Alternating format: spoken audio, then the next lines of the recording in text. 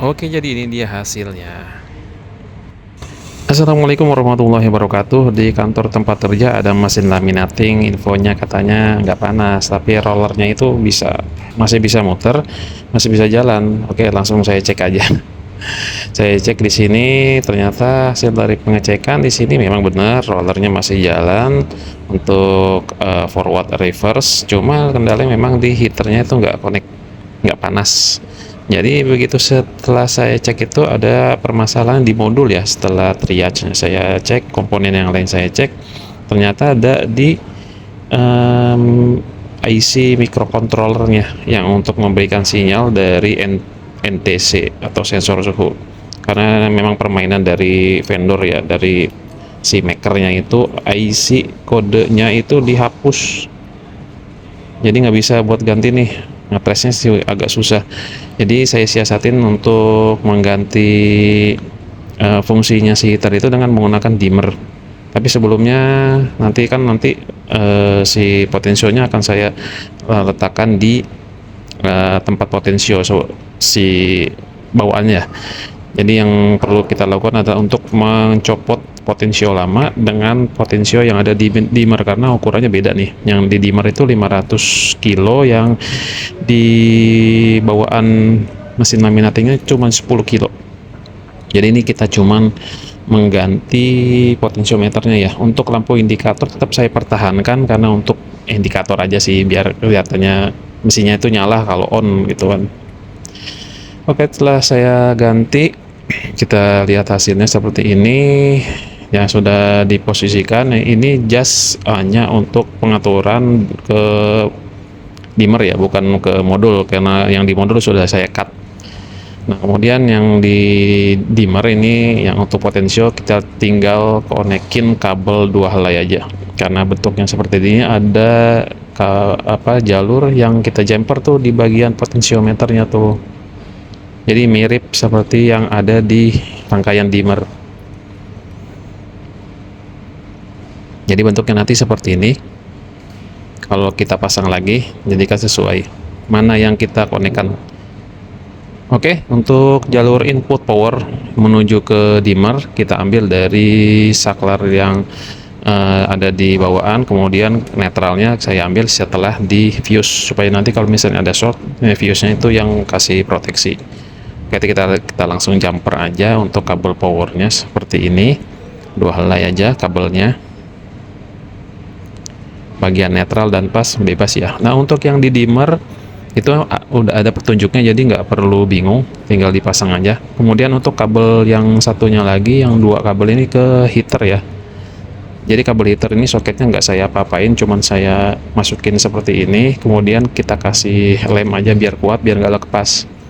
Ya, kalau misalnya mau dipotong, mau disambung sih bebas aja ya. Nah, karena untuk penempatan si dimmer ini agak susah dan perlu tempat, setelah saya cari tempat ya, saya putuskan untuk ditaruh di sini aja ya. Kasih insulation plate dulu atau lembaran pengisolasi yang supaya nanti nggak bisa short nih kan.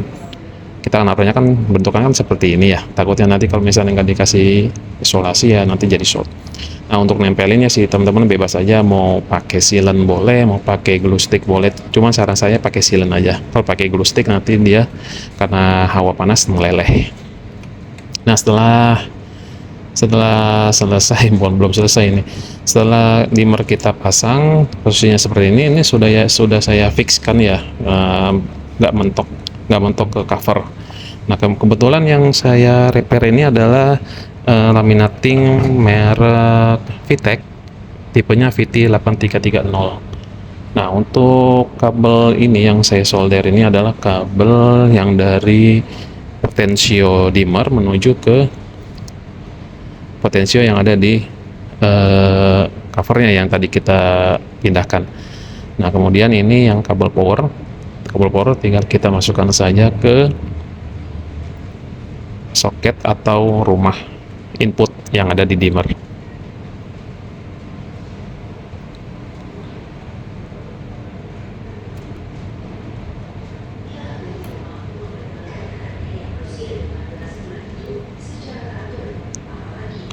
Oke, untuk yang kabel heaternya jangan lupa ini letaknya ada di output ya, di output dimmernya ya. Jadi teman-teman nggak usah khawatir karena output dan inputnya ini sudah ada tandanya, jadi nggak akan terbalik ya, nggak akan salah lah gitu. Nah, untuk sensor NTC-nya tetap kita pasang di sini untuk indikator aja. Kalau misalnya tipe yang lain saya kurang tahu ya, saya kurang tahu nanti posisinya untuk mengganti atau memasang dimmernya itu ada di mana. Karena ini kebetulan bentuknya proper, sesuai, cocok dan nggak mengganggu ya, saya pasang dimmernya itu di dalam. Oke, setelah itu kita akan coba masukkan soket-soket yang tadi kita lepas, mulai dari soket untuk motor, untuk reverse forward, kemudian untuk soket yang lain-lain. Oke, kita tes saja langsung, mudah-mudahan nggak ada kendala. Nah, di sini lampu indikator sudah nyala. Lampu yang warna hijau itu kalau misalnya dia normal, dia akan menyala ketika suhu sudah mencapai. Jadi ini suhu belum panas, lampu hijaunya udah nyala, berarti memang ngaco. Tapi tetap nanti ketika dia udah panas, lampu hijaunya akan mati. Oke, di sini sudah ada hangat-hangat. Berarti fungsi dimmernya tuh udah berjalan. Nanti potensialnya bisa kita tambahkan untuk booster panas. Oke, lampunya sudah mati, berarti udah cukup panas. Tapi di sini perlu kita tes aja ya nanti ya. Nah, teman-teman bisa dilihat di sini untuk fungsi dimmer ketika saya full kan, ini heater kacanya itu merah, bisa sampai merah itu. Nah, kalau misalnya nanti suhunya udah mencapai atau harus pakai feeling, jadi harus kita kira-kira nanti kalau misalnya pemakaian normal itu suhunya di mana, jangan sampai terlalu panas, ini bisa meleleh nanti kertas dan plastik laminatingnya. Oke, coba kita turunkan dan suhu sudah atau itu sudah normal atau suhu tercapai lah, suhu ideal untuk laminating. Oke, kita coba trial di sini dengan plastik laminasi dan kertas.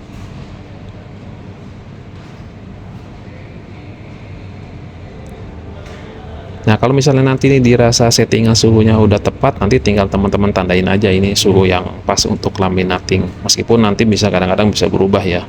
Jadi fungsinya tidak bisa disamakan dengan microcontrol bawaan gitu. Karena kan untuk microcontrol bawaan itu kan dia membaca suhu kemudian di-cut. Kalau ini kan sifatnya untuk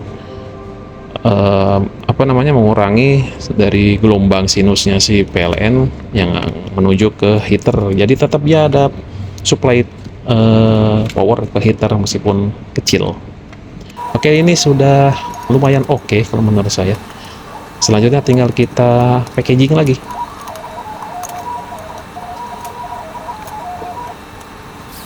Nah, oke, kalau dirasa sudah cukup, nanti teman-teman bisa tes aja lah ya untuk settingan suhunya berapa idealnya. Nanti tinggal bikin guidance atau bikin manual petunjuk di mesinnya supaya nanti yang pakai itu bisa tahu gitu, karena mesinnya tuh udah dimodifikasi. Oke, saya Ocit85, terima kasih sudah mampir dan menonton tayangan saya Ari. Kalau misalnya teman-teman ada yang tidak jelas bisa layangkan di kolom komentar. Assalamualaikum warahmatullahi wabarakatuh.